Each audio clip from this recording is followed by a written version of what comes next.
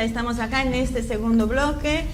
Nuestro invitado de hoy no necesita presentación para la República Argentina, pero como sabemos que una vez que subimos el programa en nuestro canal de YouTube, Asia TV Producción, una vez emitido en televisión, toda la región, en los países de habla hispana, que nos miran mucho, así que lo voy a presentar. Hoy va a estar con nosotros Guillermo Moreno, que es un dirigente político, economista, fue secretario de Comercio Interior en el gobierno de Cristina Fernández de Kirchner, y hoy contamos con el placer de acercarnos y poder hablar con él. Así que, Guillermo, ¿cómo estás? No, muy bien, gracias por el tiempo que me dispensa. No, por favor, es un gusto para nosotros, muy interesante, lo hemos seguido. De hecho, coincidimos en un viaje que realizó la producción de Asia TV a Indonesia, así que más o menos estamos un poquito al tanto del trabajo que venís haciendo, ¿no? Como Muy Espejo se dedica a política internacional o a la geopolítica, vamos a tratar de analizar las cuestiones del mundo y cómo interfiere en la Argentina, ¿correcto? Correcto. Así que vamos a empezar a partir de la eliminación del patrón oro, ¿no? Que se estableció la preponderancia del capital financiero sobre el productivo en el mundo desarrollado y comenzó a llegar oleadas a nuestro país. Arranquemos por ahí. ¿Eso es lo que estamos viendo brutalmente en la Argentina de Macri? Digamos que estamos, desde mi humilde opinión, estamos asistiendo a los estentores al final del proceso de globalización, que es el que surge del fin de la Guerra Fría, cuando el neoliberalismo, en ese momento fundamentalmente conducido por Reagan y acompañado por la Thatcher, se imponen al bloque soviético. Ese proceso de globalización, que fue bien descrito por Fukuyama, vos te tenés que acordar, en realidad termina con la asunción de Trump el 16 de enero del 2017. Trump hace toda su campaña diciendo que va a administrar el comercio exterior, que es lo que habíamos hecho nosotros en el 2012. Cuando nosotros administramos el comercio exterior, que es fundamentalmente decir en tu mercado qué mercancía va a entrar y qué mercancía no va a entrar, estabas violentando los elementos ordenadores de esa globalización, que tenía dos grandes estructuras: en lo financiero el Fondo Monetario y en lo comercial, en los flujos comerciales, la Organización Mundial de Comercio. En nuestro gobierno nosotros tuvimos tensiones con el Fondo Monetario, pero no nos peleamos con el mundo. Cuando tuvimos tensiones con la Organización Mundial de Comercio, sabíamos que nos íbamos a pelear con el mundo, ergo nos peleamos con el mundo. Primera conclusión: en realidad, incluso en el proceso de globalización, el elemento rector, mal que le pese en general a los sectores socialdemócratas o los residuales marxistas, seguía siendo la economía real, seguía siendo la Organización Mundial de Comercio. Por eso, cuando nosotros confrontamos con el fondo, seguimos teniendo una inserción más que correcta, e incluso al mundo acompañaba. Se deben recordar aquella visita en el G20 en Corea, donde Obama pide un aplauso para la presidenta Cristina, que acababa de ser reelecta. Pero cuando nosotros decidimos administrar el comercio, ahí sí el mundo confrontó con nosotros, y de hecho el juicio que sufrimos, el panel que nos hicieron en Ginebra, lo hizo Estados Unidos, Europa y Japón. Esto es el 60% del PBI mundial. O sea, el mundo contra Argentina, y estaba claro que íbamos a perder ese panel. Bueno, ahora Trump hace lo mismo que hicimos nosotros. Lo que estamos asistiendo es al resurgimiento de los Estados-naciones. Pero nosotros podríamos decir que Macri está alineado con ese poder financiero, no con las estructuras productivas que por ahí un poco trata de traer Trump de vuelta al poder. Me parece que Macri no entiende el mundo. Él, en realidad, la asunción de... Por eso él quería que ganara Clinton. Sí, eso fue. Pero el progresismo argentino también quería que ganara Clinton. Sí, es muy extraño eso. Después lo vamos a ir viendo en la entrevista, el tema de género, cómo juegan esto. No es un tema de género, es un tema de concepciones ideológicas, porque los dos hijos putativos de la globalización triunfante, con la caída del muro de Berlín son el neoliberalismo y la socialdemocracia europea, lo que se llama el progresismo. Son las dos caras de la misma moneda. Los dos auspiciaban el mundo global. Por eso el progresismo argentino y un oligarca como Macri querían que ganara la Clinton. Y los dos se desordenaron cuando ganó Trump, salvo algunos peronistas, entre los cuales me encuentro, que queríamos que ganara Trump, porque lo que primero iba a hacer Trump era sacar a Estados Unidos del Acuerdo del Pacífico. Y el Acuerdo del Pacífico implicaba renunciar al complejo industrial argentino. Por eso nosotros confrontábamos con eso. La pregunta es que los sectores neoliberales, vinculados sí al capitalismo financiero especialmente, quisieran que ganara la Clinton, es obvio. La pregunta profunda es por qué los progresistas pensaban lo mismo. Y se pusieron tristes con el triunfo de Trump. Fuimos muy pocos los que nos alegramos. Obviamente que Trump, en términos de comercio exterior, es muy similar a lo que hacemos nosotros. En términos de entender la necesidad de que los pueblos se amen, todavía le falta. Todavía es una persona que prefiere levantar muros a construir puentes. Pero no estábamos hablando de eso. Ahora, Trump, ¿hoy podemos considerar que es el mismo Trump que asume? O porque empiezan a haber algunas señales como que le estarían doblando el brazo. No lo veo, al contrario, no, creo que... El tema de ir y venir en Siria, el problema de Venezuela... No, para nada, porque a Trump vos lo tenés que analizar desde la administración del comercio y de los intereses centrales norteamericanos, y en eso la economía norteamericana ha pegado un crecimiento extraordinario desde la asunción de Trump.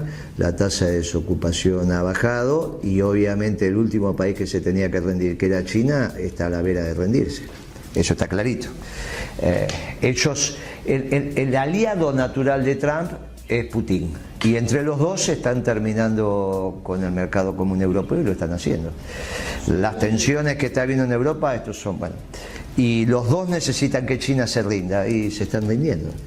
La realidad es que Trump es tremendamente exitoso en términos económicos. En términos ideológicos, bueno, el hombre está haciendo los primeros pasos. Y yo creo que, bueno, antes obviamente es un hombre grande. Se tendría que encontrar una vez por mes con el Papa, cosa que no va a pasar. ¿Cómo está la relación con el Papa? Porque eso es una de las cosas... ¿Con quién? Con Trump. Porque en algún momento se dijo que había caído la ofensiva del Papa por eso. Sí, yo creo que ahí hay un tema de relacionamiento y de construcción de las relaciones humanas que tienen que florecer. Pero no veo que por ahí esté la tensión central. Me parece que la tensión central de nuestro Papa es más con la socialdemocracia europea, con la Europa continental. Los europeos empezaron a operar en el sistema de comunicaciones mundial diciendo que el Papa estaba perdiendo predicamento, que estaba siendo cuestionado, y resulta que Gallup acaba de hacer una encuesta donde es el único dirigente, entre comillas, dirigente mundial que tiene aceptación. 57% del mundo. El segundo le cree al Papa, la segunda es la Merkel con 20 y pico. Bueno, y eso porque habrá tenido la muestra alguna presencia en Europa, pero...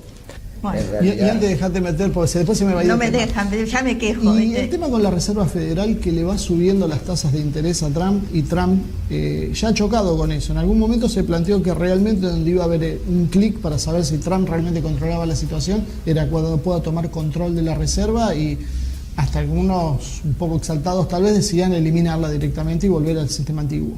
Mirá, la Reserva había este año surgido, bueno, fin del año pasado, este año, con mucho ímpetu la suba de la tasa de interés y tuvo que sofrenarse. O sea que ahí también... Lo que pasa es que la comprensión de Trump no es desde la política. Por ahí a mí me resulta... Porque viste que yo digo que en realidad me defino como un hombre de oficio y de profesión economista. Pero mi oficio es más antiguo porque yo soy vendedor, yo tengo un mayoreo de ferretería. Entonces lo entiendo a Trump, es un hombre de negocios haciendo política. Es muy sencilla la negociación con Trump, en tanto y en cuanto entiendas que de sus intereses prioritarios no se va a mover. Bueno, no se va a mover de comprar el producto al precio que él quiere comprar. Y tiene 14 portaaviones para atestiguar que está en condiciones de comprar al precio que él quiere comprar y a vender al precio que quiere comprar. Es un comerciante. Es un comerciante. Vos imaginate que lo respeta Putin por el armamento nuclear de Putin, no por la economía rusa. La economía rusa es una economía... ni siquiera a esta altura, me parece, no llega a ser el 10%. Tenés que dividir por 20. O un poquito, 18. No, lo respeta por los misiles. Y Putin sabe que lo respeta por eso, y por eso cada vez desarrolla misiles más poderosos. Pero los rusos tienen un portaaviones que lo mueven todavía a motores diésel. Viste que cuando pasó por el Canal de la Mancha estaba en su moneda. Bueno, en defensa no podemos discutir que... Déjame meter un bocado, Ramírez, porque si no parezco que estoy dibujada acá. En defensa, indudablemente, Rusia está superando en lo que es la tecnología militar, y China también viene con unos avances muy grandes. La gente muchas veces se confunde con el presupuesto. Una cosa es el presupuesto militar norteamericano y otra cosa es la real fuerza y eficiencia que tiene. Bueno, está claro que los misiles rusos e incluso los chinos, los procesadores que tienen para ser dirigidos son rusos, pero hay un problema de escala. Mientras los norteamericanos los hacen de manera industrial, los rusos los hacen a mano. Que tiene autonomía tecnológica Putin, no hay ninguna duda, pero no está en condiciones de proveerla más allá de su sistema de defensa, porque no alcanzó el nivel de producción masivo que sí tienen los norteamericanos. En los procesadores... Ellos buscan, hoy están situándose en nichos donde han sacado una ventaja, diríamos, de más de 10 años sobre Estados Unidos, como es el tema de misiles hipersónicos. Ahí han sacado mucha diferencia en el sistema antimisiles también, y lo que es guerra electrónica. En esas cosas ellos se focalizan en pequeñas cosas que le garanticen la superioridad, sobre todo que no los puedan atacar. Muy bien, ahí nos pusimos de acuerdo, porque si no, cuando a mí me dicen que la Argentina es un país que hoy no está en condiciones de ser defendido, yo digo, no, ustedes se equivocan. La Argentina está en condiciones de ser invadida, pero también está en condiciones que el invasor no se pueda quedar. Bueno, esta es la visión de la nación en armas. Es una vieja visión, una conceptualización suiza, una conceptualización del ejército israelí y una conceptualización de la nación en armas como concepto del peronismo, y que yo suscribo.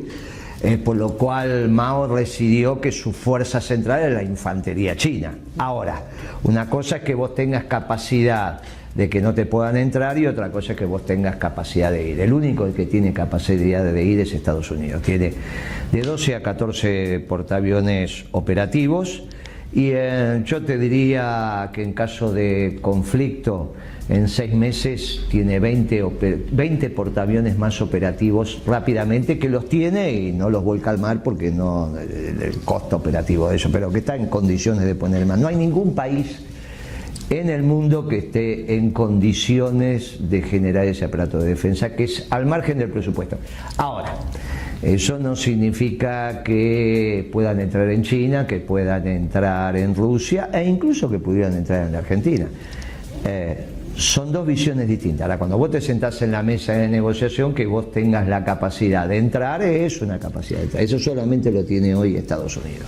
El diferencial en el aparato, en el complejo industrial militar norteamericano con el resto del mundo es prácticamente el mismo diferencial que hay en la economía. Ahora, al único que respeta a Trump de verdad, en términos de poder terrenal, es a Putin. Por eso son socios, eso no tengas duda. ¿Y por qué China entonces está cayendo? China se está rindiendo porque no está en condiciones ni tecnológicas ni de potencia industrial, en términos económicos, para confrontar con Estados Unidos en este momento. No vamos a entrar a mirar si el PBI chino es el que dice el Banco Mundial o no es. Yo creo que la economía china debe estar ahí con la alemana. No creo en las cuentas que está haciendo el Banco Mundial, creo que son cuentas difíciles esas. Pero si bien ha avanzado tecnológicamente China, me parece que todavía está lejos. Puede ser, llegó al lado oscuro de la luna, hubo un despliegue, pero eso se termina. Se empieza a terminar. A partir del próximo encuentro Trump-presidente chino, esa relación cambia. Mira, cuando recibió el primer portaaviones de los chinos es porque se lo compran a los ucranianos, que es uno viejo que quedaba de la antigua Unión Soviética. Ni bien llegó el portaaviones, todavía estaba Obama, llegó la secretaria de Defensa de Obama, le dijo, ¿ustedes para qué quieren un portaaviones? Y los chinos tuvieron que sacar bien. Y ahora acaban de montar segundo, claro, y tienen 4 más. Sí, pero todavía no está operativo. Recién va a estar, navega, pero no está en actitud de combate. Pero también Estados Unidos tiene una docena de portaaviones, de los cuales operativos tiene media docena. El resto está en fase. Lo que vos tenés. No, Estados Unidos los tiene todos operativos. Lo que pasa es que tenés nuclear y no nuclear. Nos podíamos meter también en el tema de cómo se modifica la estrategia de guerra a partir de los misiles antibuques que tiene Rusia o China. Porque en 5 minutos te hunden toda la flota. No, puede ser que sí, puede ser que no. Porque en realidad ahí sí entra la otra parte, que es la de guerra electrónica, si estás en condiciones que esos misiles reciban la señal para ser guiados. Y ahí me parece que hay una diferencia todavía en términos satelitales de los norteamericanos. Hablemos de paz. Es imposible pensar que alguien puede confrontar militarmente con Estados Unidos, salvo que Estados Unidos quiera ir. La rendición de China es en términos económicos, no en términos militares. Yo creo que Trump no se plantea el confrontar con China en términos militares. Lo que le dice, bueno, hasta acá y frenar, digamos, el capitalismo tal cual surgió de la globalización que benefició a China y a Europa continental se terminó. Por lo tanto, esos dos ganadores pasan a ser los perdedores. En Europa está muy claro. En los chinos, bueno, el último intento de los chinos fue ir a Davos. No este último Davos, sino el anterior. Finalmente, el Partido Comunista Chino, por esas cosas de la vida, terminó defendiendo la globalización en Davos. Una cosa absolutamente disparatada. Bueno, eso se terminó. Vamos a cambiar un poquito el eje de la cuestión del tema de China. Si no, nos vamos a quedar sin hay mucho para hablar y hay mucho para analizar, porque bueno, ellos lo que tienen es tiempo. China lo que hace es proyectar a largo. Lo importante es cómo todo eso lo traemos para nuestro continente y especialmente para nuestros países. Esta sí, es la última antes de irnos del tema. Me comentó hace un tiempo un ruso que ellos tienen la idea de que Estados Unidos está al borde de una guerra civil, que cualquier chispita puede desatarla. ¿Una locura o puede ser? No, guerra civil no, procesos autonómicos siempre hay, las xenofobias, pero los norteamericanos han sabido conducir ese proceso. Sí, del lado ruso están en un proceso extremadamente interesante, tienen un líder extraordinario que es Putin, extraordinario, es el que más se identifica con nuestra manera de sentir el mundo. Tienen un filósofo que está escribiendo, filósofo, sociólogo, etcétera, etcétera, que es Dugin.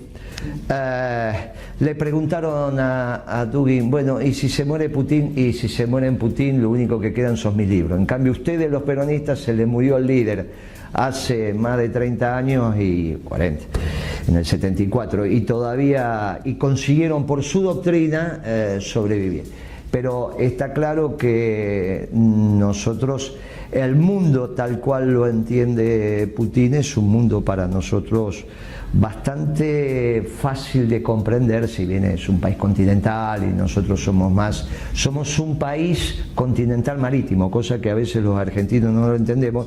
Por eso tenemos que construir nuestra cuarta fuerza armada, que sería la infantería de marina, no dependiendo de la marina, ¿no?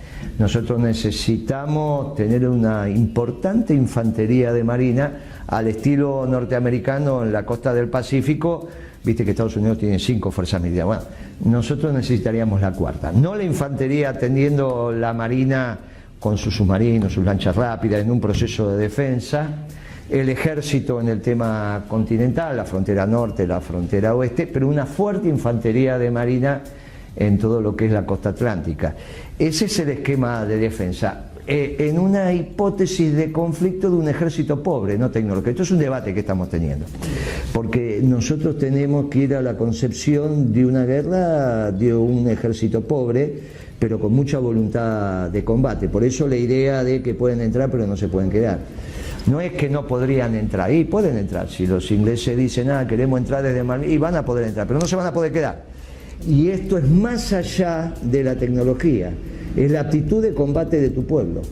Bueno, esto es lo que tenemos que recuperar. El peronismo siempre lo tuvo, lo fuimos perdiendo. Eso es lo que recuperaron los grupos. Parece tan lejos ahora la voluntad de combate nuestra, que parece que tan lejos la voluntad de combate. No, bueno, por eso se consigue en 2 años de una buena gestión. Además de Dugin, otros filósofos y escritores y pensadores. ¿De esto querían hablar o querían hablar de otras cosas? Ya estamos hablando un poco de todo, pero bueno, ya, lo que va saliendo, va saliendo. Sí, aparte está Fursov, que también, bueno, de hecho están haciendo una entrevista exclusiva para Asia TV, que va a salir pronto, que es otro de los pensadores y quien también Putin está siendo asesorado.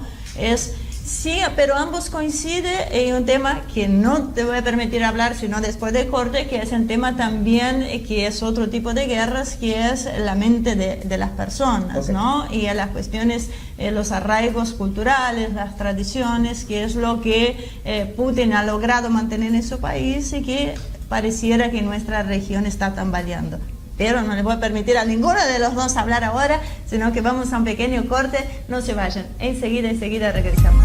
Ya estamos acá de regreso en este segundo bloque. No nos va a alcanzar el tiempo, ya se darán cuenta. Esperamos poder enganchar a Guillermo y otras oportunidades, porque sin dudas es una charla muy interesante. Así que, Guillermo, voy a arrancar con lo que he escuchado de Marcelo Gullo, seguramente lo debes conocer, que él plantea la necesidad de una insubordinación fundante donde se rompa con el patrón ideológico cultural instalado por el Reino Unido primero y Estados Unidos después, que hace creer que el libre mercado es la solución cuando ellos se desarrollaron haciendo exactamente lo opuesto, ¿no? ¿Estás de acuerdo con esta idea? Sí, lo que tenemos que entender que todas esas cosmovisiones, Marcelo, un gran amigo, lo aprecio mucho, fue antes de Trump. Sí. Entonces Trump terminó con el paradigma neoliberal, por eso es un error de los sectores progresistas en la Argentina caracterizar a Macri como neoliberal. No había ninguna ola neoliberal sobre Latinoamérica porque no hay quien conduzca hoy el neoliberalismo en Occidente. Si no conduce Occidente, Estados Unidos, no conduce nadie. Muy bien, Estados Unidos hoy no es neoliberal, al menos que alguien me explique que se puede ser neoliberal y administrar el comercio exterior. Por eso la comprensión del fenómeno político desde la especificidad de la economía a veces tiene sus ventajas. Entonces, esto era como cuando los marxistas discutían, fin del siglo XIX, si era posible una revolución global sin una revolución comunista en Estados Unidos, que es donde se estaban desarrollando las fuerzas. Bueno, todo eso fue una discusión. Mao arrancó con la fuerza revolucionaria de los campesinos, Rusia fue... Bueno, el tema es, en Estados Unidos se produjo un fenómeno que hace 10 años atrás era imposible de imaginar, que era que renunciara al libre comercio, renunciara al mundo que lideró, y esto es lo extraordinario, para mantener la hegemonía por los próximos 30 años, destruyó Estados Unidos el mundo que lideraba, y lo está reconfigurando desde una relación de poder donde ellos son fuertes y se alía con el único que tiene parecida fortaleza, no en términos económicos y militares, sino en el insumo difundido más importante que hoy necesita el globo, que es la energía. Estados Unidos generó una revolución que no la generó Trump, la generó Bush hijo, en 2 o 3 discursos, sobre todo 2 muy interesantes, cuando él en el 2004 dice una potencia como Estados Unidos no puede depender del suministro energético de terceros países.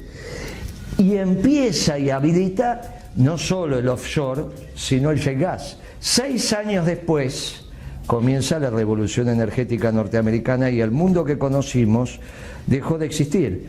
Porque, entre otras cosas, el mundo que conocimos eran los conflictos generados por los Estados Unidos por el suministro energético.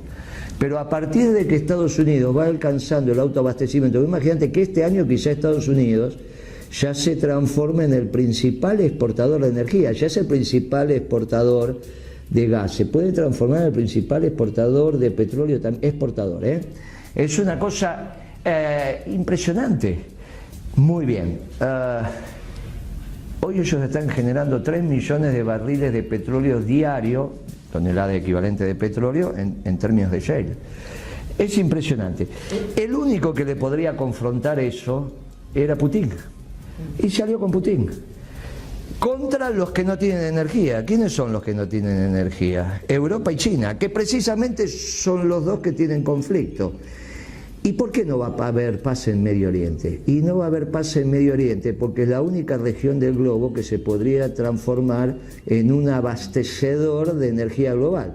¿Cómo no se transforma Medio Oriente en un abastecedor confiable? Si no hay paz, no va a haber paz. Lamentablemente no va a haber. ¿Y qué opinas de la doctrina Rumsfeld-Zebrowski, esta de producir qué es lo que se aplicó en Libia, en Siria, que tal vez viene a la mano con esto? O sea, ya destruir los estados-nación, hacerlos desaparecer, generar en realidad una serie de tribus que terminen peleando entre ellos y que ese modelo ahora lo intentan aplicar en lo que es la cuenca del Caribe, Centroamérica. No creo en eso. Lo que no se terminó... Mira, yo tuve un debate muy interesante. Yo me estaba yendo del gobierno en el 2011, plena primavera árabe. Y entonces me llama para comer el embajador francés. Le digo, mire, yo me estoy yendo del gobierno, ¿no? ¿Para qué voy a comer? El embajador de aquel momento. No, pero nosotros sabemos la impronta suya en el gobierno, queremos conversar con usted. Pero me estoy yendo, espere que nombren ya el nuevo secretario de Comercio. Después me quedé 2 años más. Pero nombran al nuevo secretario, usted lo invita a comer, conmigo que va la. No, pero queremos comer con usted una mesa de 4 personas, bla, bla. Bueno, me invitan a comer, voy a ir a comer, no tengo ningún inconveniente. Entonces estaba el agregado cultural francés, que debía ser alguno del servicio secreto francés, viste cómo es esta historia, no lo vamos a explicar, el embajador, algún otro. Y entonces, era una charla muy amena. Y entonces el embajador, un sociólogo interesante francés, yo le digo, bueno, hace rato que no leo cosas de los franceses, ¿cuándo van a volver a escribir en la Sorbona? Porque hace rato que no escriben. Bueno, y entonces me dice, bueno, ahora vamos a volver a escribir, porque lo estábamos esperando desde hace muchísimas décadas y no lo conseguíamos. Finalmente, Moreno, la Revolución Francesa llegó al norte de África. Y entonces yo me digo, qué interesante, embajador. Usted sabe que hay un ala muy minoritaria, extremadamente minoritaria de nuestro gobierno, diría, somos muy poquitos, pero que piensa que es al revés, que piensa que la Revolución Francesa acaba de terminar en el norte de África.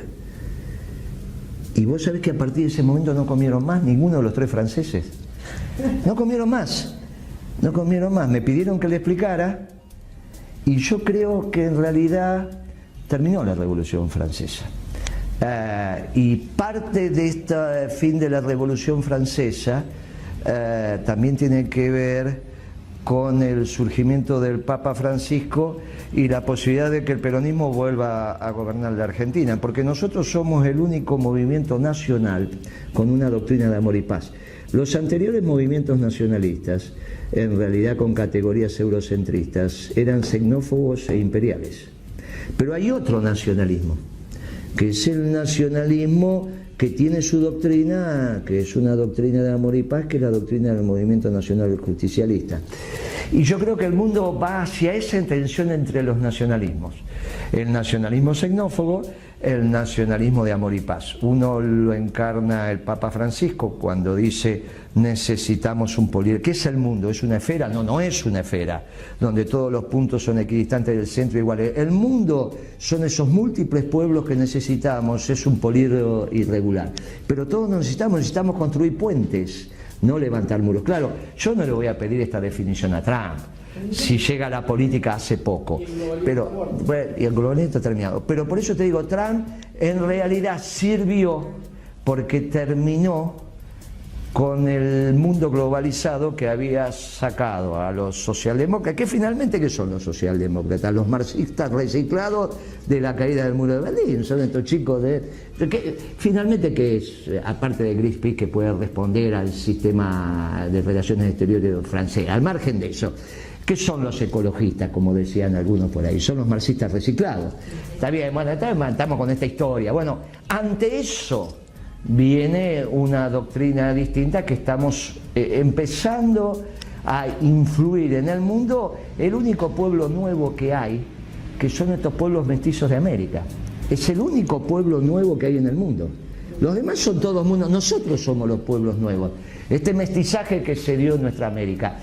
¿Y qué aportamos los argentinos? Aportamos la doctrina peronista. No, yo no creo en eso. Lo que sí creo que el final de la Revolución Francesa volvió a la destrucción de Libia. El final de la Revolución Francesa quiso hacer lo mismo en Egipto y no pudieron. En Siria, bueno, ya se ha consolidado el régimen. Lo que sí te digo, que no va a haber paz por lo que te dije antes, porque en esto pongámonos de acuerdo desde América. Tampoco le sirve a Putin la paz en Medio Oriente, porque si no puede ser un proveedor de los europeos. Y el tema es que los europeos le exigen a Putin el precio de la industria norteamericana que adquiere el gas en Estados Unidos, entre 2,50 y 3 millones el BTU, el millón de BTU, dólares. Bueno, Putin no se los va a dar ese precio. ¿Y qué otro proveedor tienen para el gas de sus manos? Ninguno. Salvo que fuera Argelia, Túnez, Siria. Bueno, ¿cómo evitamos? Evitamos como evitamos.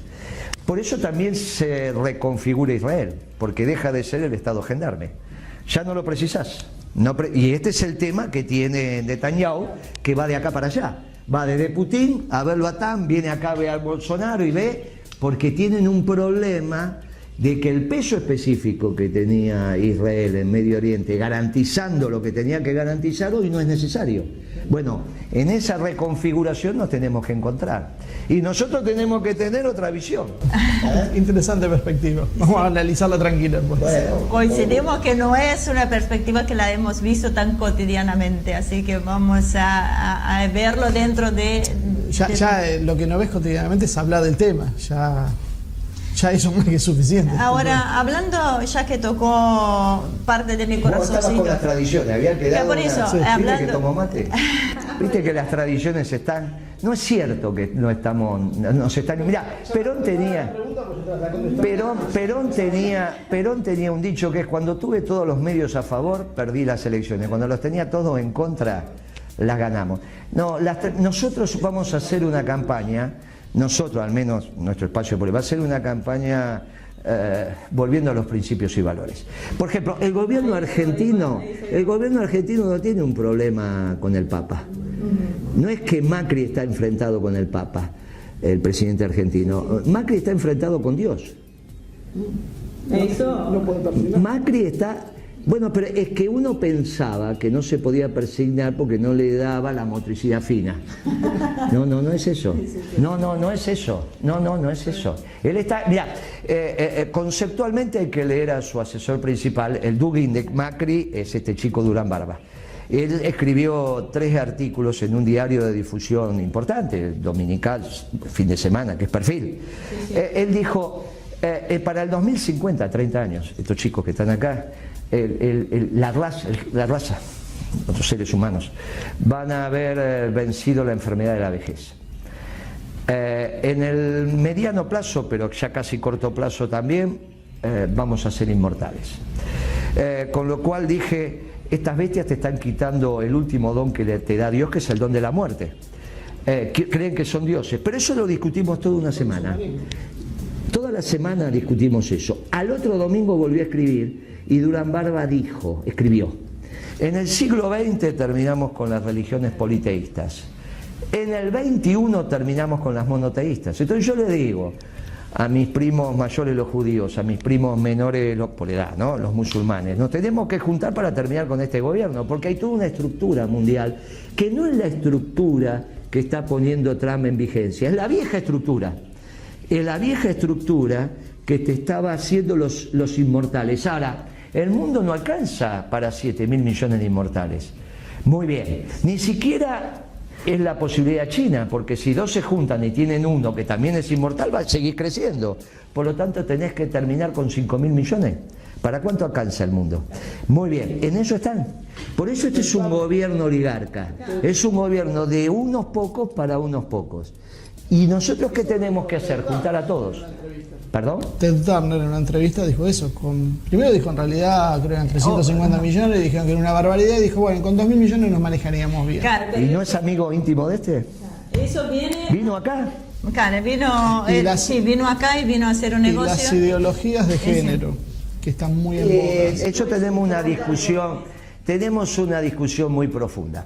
De base, obviamente, las desigualdades y las circunstancias, fuera del peronismo, eso obviamente existía. En la revolución peronista, en la sociedad peronista, eso no es necesario.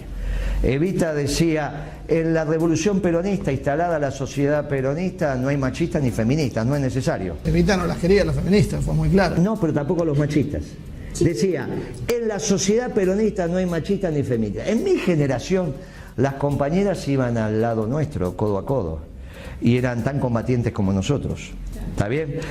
No existía eso. A nadie se le ocurría que alguna compañera iba a ser acosada sexualmente porque te metía un tiro. O vos tenías duda de que nuestras compañeras cuando tenían 20, 25 años te metían un tiro. No tenían ningún inconveniente. Vos ¿entendés lo que te estoy diciendo? ¿No? ¿O hace falta que sea más explícito? Está clarísimo. Muy bien. Entonces, en la sociedad peronista, esto está... Imagínate vos, para no armar a Norma Kennedy. Vos imaginate que a Norma Kennedy alguien le fuera... pero ya olvidate.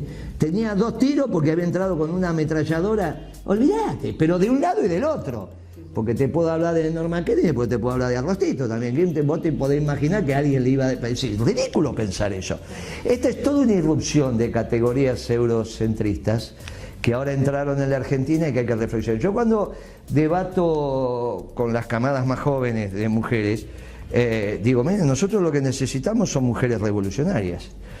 Y si el feminismo es revolucionario porque me quiere construir una sociedad de iguales en términos de distribución del ingreso, bienvenido. Ahora, si no es el tema de la distribución del ingreso el elemento ordenador, entonces tenemos un problema de a qué consideramos la revolución.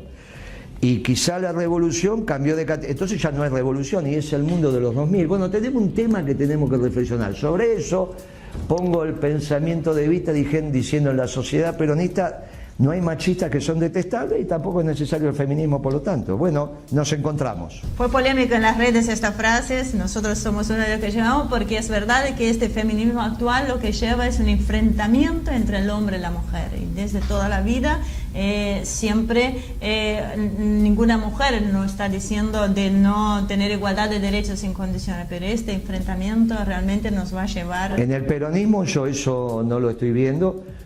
Obviamente que las posiciones que tomamos en esa dirección, la rama femenina nuestra es la que la fija y nosotros acompañamos, pero acá en el peronismo siempre fue codo a codo.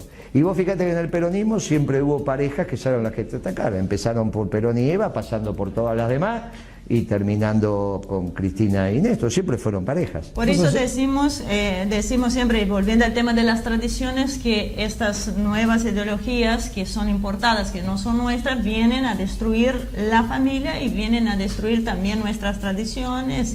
Bueno, en la Argentina tenemos una doctrina nacional que es el peronismo. No todos los pueblos lo tienen, y las que no lo tienen se aferran a sus tradiciones religiosas. Por eso la presencia de Dios es tan importante como ordenador. Claro, pero si lleva, perdóname que dice, que tocó mi corazón, este segundo bloque es mío, que falta poquito el tiempo, pero también te lleva a estas sorpresas como pasó con Bolsonaro, porque cuando un PT, que yo lo hubiera votado a Lula sin dudarlo, cuando me pone una Haddad y una Manuela que empieza solamente a apoyar estas ideologías y confunde a la propia población, terminan votando un rechazo. Cuando Lula ese día que lo iban a meter preso, ¿te acordás que sí, que no, y a las 2 de la tarde? Entonces me entrevista a la televisión y había empezado a circular aquí el Brasil rojo, ¿no? Que iba a haber confrontación. Y yo le recomendé a Lula no solo que se entregara, sino que eligiera su sucesor en ese día. Ese día tenía que decir, este es mi sucesor, como hizo Perón con Cámpora. Yo estoy proscrito, porque el primer decreto de ese presidente era la amnistía del Luis, se terminaba todo. Porque los proyectos no son personales, los proyectos son colectivos. Muy bien, cuando los proyectos son colectivos tienen un fuerte basamento. Ahora, los socialdemócratas no hacen proyectos colectivos. Entonces, el problema del PT en Brasil es que es un proyecto socialdemócrata. No fue un proyecto de origen nacional. Entonces, ¿qué estamos esperando los argentinos en Brasil? Que surja el proyecto nacional, quizás, porque han venido por aquí y demás, están algunas corrientes nacionales al interior del PT, que finalmente es lo mismo que pasó con el comandante Chávez, él surge con un pensamiento nacional. Esto es lo que nos empezamos a encontrar, lo que pasa es que quizás surge fuera de época. Esta es la primera vez que el pensamiento nacional vuelve a tener lugar en el mundo. ¿Y por qué? Y porque en el principal país que conducía al mundo globalizado decidió reconvertirse. Y eso para nosotros es extraordinario, porque aparte por el otro lado viene Putin. Los problemas nuestros, en todo caso, para estos pensamientos, son los que todavía tienen una construcción globalizadora. Los chinos y los europeos continentales. Los europeos continentales con la socialdemocracia, que a su vez confrontan con el Papa. Y los chinos porque son el viejo marxismo, que es el único esquema que ha quedado. En lo económico podemos discutir, pero como concepción no. Obviamente que uno quiere a los chinos, pero la visión que ellos están teniendo del mundo no es una visión favorable para la expresión de los movimientos nacionales. Y nosotros lo que necesitamos es articular el movimiento nacional en Argentina, que tiene una expresión que es el peronismo. Esperar pacientemente que surja en Brasil sobre el colapso de Bolsonaro. Ahí va a surgir un movimiento nacional.